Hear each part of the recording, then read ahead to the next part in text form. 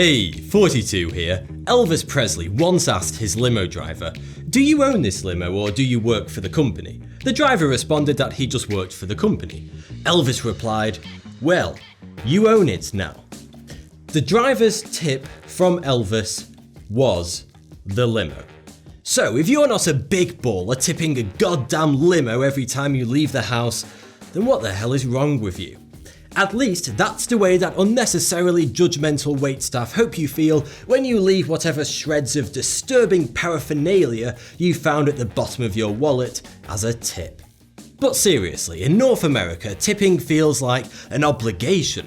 After finishing your delicious meal, you feel an overwhelming sense of guilt were you not to leave a tip. And you just know that if you don't, then you'll get the steamingly judgmental look from the waiter as you shamefully waddle out of the restaurant. It's the same look you would get if you broke into their home and replaced their toothpaste with cyanide. Maybe not quite the same.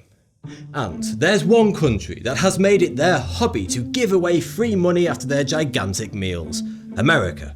The USA is by far the world's leader in tipping, leaving an astonishing $40 billion of tips on restaurant tables every year. But the ironic thing is that America imported the idea of tipping from Europe, where it has since fallen out of custom. In Europe, we usually tip as a convenience, to just round up the bill, because it's simply easier to leave a 2p tip than to count out £49.98 in change. Yes, I have left a 2p tip, and no, I'm not ashamed of that, and hopefully by the end of this video, you'll understand why. Journey back to 17th century Tudor England, where taverns began putting out jars labelled "to ensure promptitude," hence the word tip. When wealthier patrons put some of their extra money into the tip jar, the bartender would be sure to serve them before everyone else.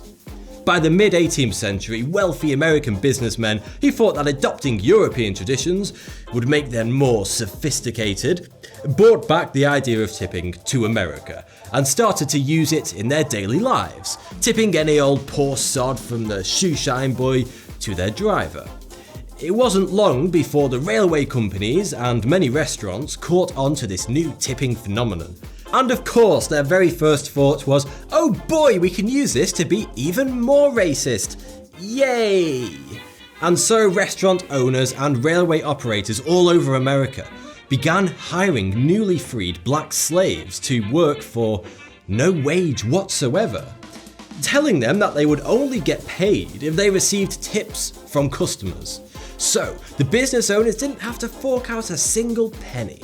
The public were against this idea, and the unions campaigned against tipping, but of course the extremely wealthy railway companies and other corporations eventually won the battle, forever cementing tipping as a racist foundation of the American working class economy, and brainwashing future generations into heavily integrating gratuity as a social norm. Ah, the old American railroad. Tipping makes people feel powerful. Studies have shown that people enjoy the notion that they can control the level of service they receive because they can hold back tips if they don't receive said service. Which, if you think about it, it's slightly disturbing how sociopathic that makes most of us. We all secretly enjoy knowing that we can stop another human from being able to afford food if it takes our fancy. We probably wouldn't, but it's just nice to know we can. You know? But the cold, raw, distasteful reality of restaurant gratuities is that the level of service doesn't matter. A surprisingly large number of studies and research papers have been done on tipping and why we do it. If you have a free afternoon instead of your usual self-loathing, give them a read, unless of course you're not me and you have some things to do. But they all essentially conclude the same result, that tipping behaviour is completely random. There is no logic to when and how much people tip. It is certainly not linked to good service. It's probably more closely correlated to a customer's shoe size, to be honest. Astonishingly, receiving good or bad service only changes the amount people tip, on average, from between -1% and +1%. So, there you go, all you waitstaff out there. You could literally slap your customers in the face with a ripe salmon. And the worst that would happen is you'll receive 50 pence fewer tips. And you thought you never learned anything useful from this channel. Waiter performance may not have any effect on tipping, but there are things that most certainly do have an effect. According to various studies, waitresses with larger breasts, smaller body sizes and blonde hair earn quite a bit more from tips than those without such features, as much as 50% more, and that's from both men and women. So it seems most of us mistake our local eatery for a frickin' strip club. Disturbingly, white servers are on average tipped more than black servers, regardless of the race of the customer. But not only is the average diner a racist perv, you'll be pleased to find out that they're also completely irrational. Woo! Research has shown that we leave a larger tip if a waiter touches us on the arm, draws a smiley face on our bill, if they wear red, or if they squat next to our table whilst taking our order like a restless ape. A modern habit that I find particularly annoying. The last thing I want when trying to relax is an overly smiley waiter squatting 2 centimeters from my actual face, and recommending I get a side of every damn thing on the menu with that. But hey, research shows that it seems to work for most people. And if you thought that that waitress was being extra friendly towards you because they wanted a larger tip, or she found you unbearably attractive, then, my friend, you are delusional. There are a set of secret rules within the restaurant industry that everyone working in the food business quickly picks up. Rules about who tips and who doesn't, and who tips the most. Research shows that couples tip more than groups, men tip more than women, and businessmen tip even more. Waiters very quickly find out which demographics and table sizes leave the least and the most in tips, and they will adjust their service accordingly. Waiters will automatically pay more attention and give quicker and friendlier service to couples or businessmen, knowing full well that they're likely to leave larger tips than average. And they will lower their quality of service for large groups.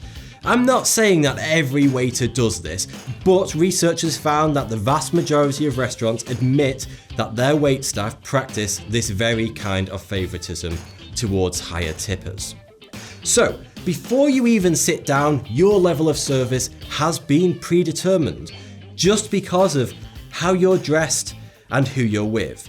Just one more reason of many not to dine out naked. You can't blame waiters for this. When most of their income comes from tips, they are of course going to pull every trick in the book to milk every last penny out of the customers. So, who should we blame for everything wrong with the economic failure that is tipping? I'll give you 2 guesses. Your own mother? No. Rasputin? No. Why, the government, of course. In America, there are 2 variations of the minimum wage. The normal minimum wage that the majority of jobs receive, and then the tipped minimum wage, which employers are allowed to legally pay their employees if they work in an industry where tips are accepted, such as servers, the hotel industry, taxi drivers, and just about 1,000 other professions, as it seems every year Americans like to play a game of who else can we possibly tip? Hairdressers? Yeah. Cleaners? Yeah. Drug dealer? Hitman? Why the hell not? Can we all just take a moment to realise how insane a tipped minimum wage is?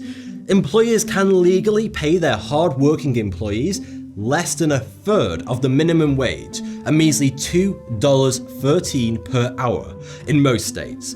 And then customers are expected to pay the employees on the restaurant's behalf? Let me think. Last time I purchased a car, I didn't sit down for a budget meeting with the management afterwards to decide whether I would be contributing 20 or 25% towards the salesman's salary. But that is essentially what you're doing every time you tip in America, so long as the tipped minimum wage is a thing. Call me a maverick, but here's a crazy idea. Should it not be an employer's responsibility to pay their staff a decent living wage? Whoa. Why should a customer who is already paying for their meal have to pay the staff's wages too? For an employee to legally qualify for the tipped minimum wage, they only have to earn $30 of tips per month. To put that into perspective, in America, if I tip someone $30 who doesn't usually receive tips, say an electrician, their employer can then legally cut their wage that month from $7.25 per hour to $2.13 for every hour they have worked that month, just because I decided to be a generous sod. So, by tipping in restaurants, Americans are ensuring that restaurant owners can legally pay their waiters pennies and get away with it. The problem is, every single American would have to stop tipping overnight to solve the issue, and that's like asking bears to stop shitting in the woods. Because just $30 of tips in any given month will prevent waiters from receiving a normal bloody wage, and that is of course never going to happen. So it is completely understandable why people who do stick to their morals and refuse to tip in America are seen as jerks and chased down the street with cake forks and steak knives, even if their morals do make perfect economic sense. Because, sadly, until the laws change, tipping is essential to allow waitstaff to actually feed themselves. But even when everyone tips, it's still a really bad deal for employees.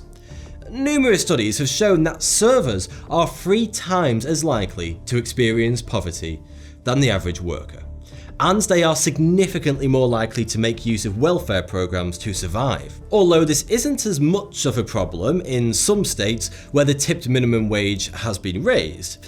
The Department of Labor in the US investigated over 9,000 restaurants, and they found that 84% of restaurants in the states where the tipped minimum wage is $2.13 abused the tipped minimum wage to enable them to pay their waitstaff far less than any non-tipped employee. And yes, that is also accounting tips into their wages.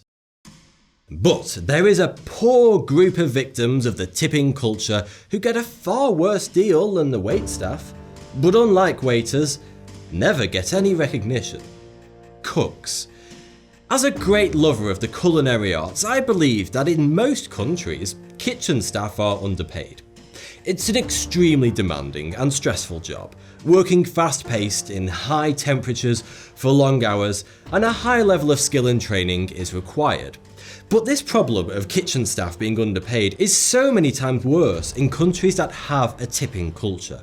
For some reason, at one point in human history, I'm not sure when, but some people in a room decided that the people who have spent years of training at culinary school and who arrive early in the morning every morning to begin meticulously prepping every element of your dish, and then after many hours of mise en place, these line chefs can finally toil away at a hot stove for many hours to skillfully cook and beautifully plate your delicious dinner.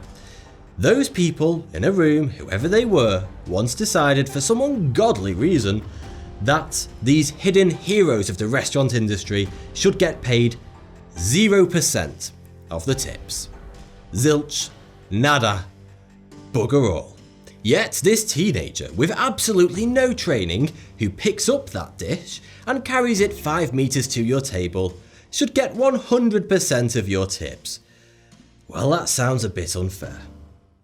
But unfortunately, people don't give a flying sausage, because the truth is, we all tend to forget that kitchen staff exist. It's easy to go to a restaurant, and because you see all the pretty waitresses, you forget that there's an army of culinary gargoyles behind the kitchen shutters, and they're the reason you actually went to that restaurant, to eat their food. They say waitressing is a thankless job, but it's extremely rare that someone gives thanks to the person who just singed their eyebrows flambeing your tartare. There are some restaurants who recognise this disparity and collect all the tips and then share them out equally between the front of house and the back of house staff. But the vast majority of restaurants still distribute all their tips solely to the front of house staff. In certain US states, statistics show that with tips, waitstaff earn significantly more than kitchen staff. And not just the dishwasher, more than the sous chef and the head chef.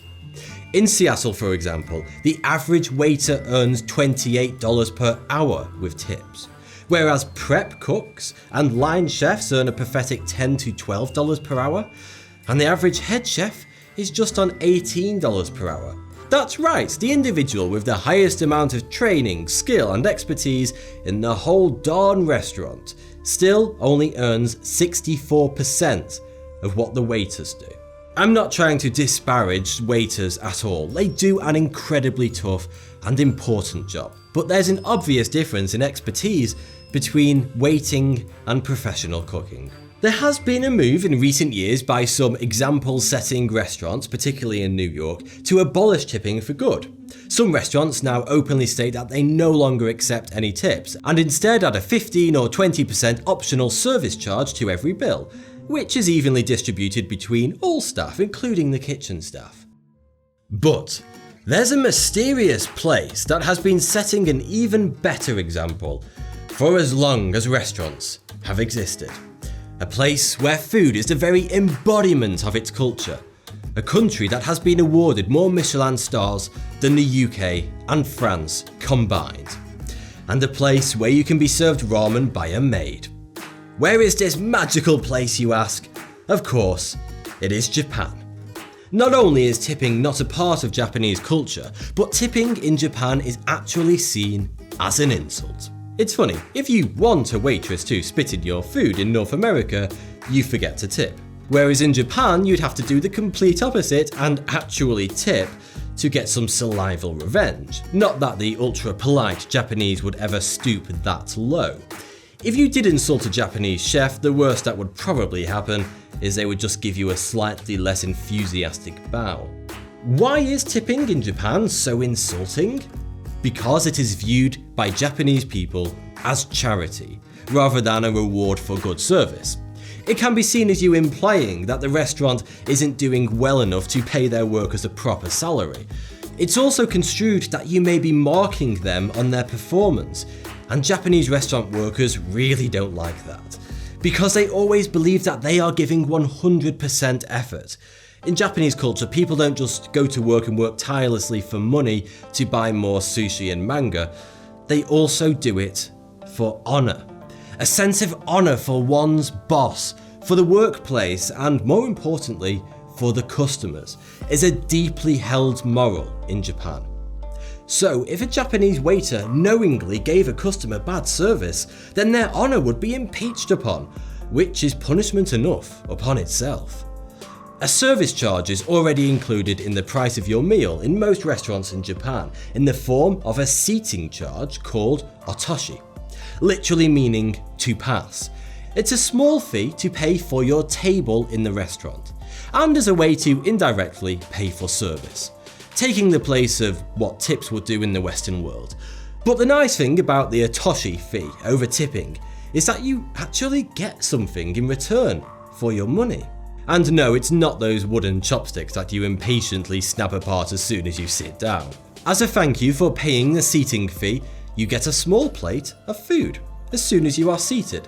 Something to nibble upon whilst reading the menu, kind of like an amuse-bouche. It's usually a tasty little morsel such as edamame beans or some seafood. The fee for the otashi is automatically added to your bill, and then it's out of the way, forgotten about. You can enjoy your meal, say thank you and leave. Instead of having to do mathematics after your meal to work out a tip, and if you're in a group, work out how to split that tip up, just creating awkwardness. Because no doubt everyone will want to tip a different amount, and you can guarantee that there will be one member of the group who's gotten so magnificently trolleyed that they already put their tip into some unfortunate waitress's garments. Or maybe I've just been hanging out with the wrong sort of people. In fact, tipping isn't done across the whole of Asia. It's more of a Western, well, to be more specific, North American phenomenon.